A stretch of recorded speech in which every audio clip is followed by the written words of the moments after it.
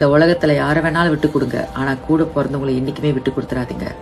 இன்னைக்கு நிறைய புது உறவுகள் உங்க வாழ்க்கையில வந்திருக்கலாங்க. அன்பு பாசத்தை பல மடங்கு உங்ககிட்ட கொடுக்கலாம். ஆனா கூட பிறந்தவங்க மாதிரி உண்மையான அன்பை யாராலுமே கொடுக்க முடியாது.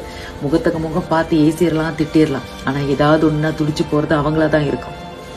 நாளைக்கு நாள் உறுதி கிடையாது, அடுத்த நொடியும் உறுதி கிடையாது.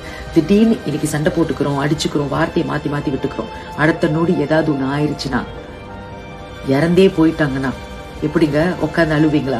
வந்து மறுபடியும் பேசுங்க, என்னை மன்னிச்சிருங்கன்னு சொல்லிட்டு ஒண்ணுமே பண்ண முடியாதுங்க. அதனால இந்த கசப்பான நினைவுகள் உங்க மத்தியில போய்கிட்டு இருக்கா, தூக்கி போடுங்க. எவ்வளையோ நல்ல விஷயங்கள் நடந்திருக்கும். ஒரு நிமிஷம் உட்காந்து கண்ணை மூடி யோசிச்சு பாருங்க.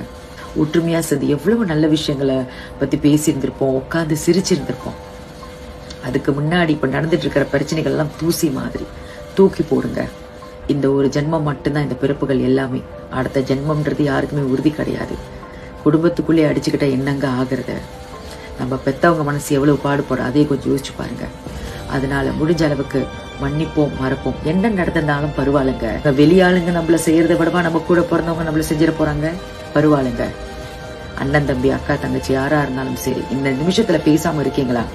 மன்னிப்பு என்ற ஒரு வார்த்தையை கேட்டுட்டு மறுபடியும் பேச தொடங்குங்கள். ஏன்னா அடுத்த நிமிடமும் அடுத்த நொடியும் நமக்கு உறுதி கிடையாது. Download ShareChat.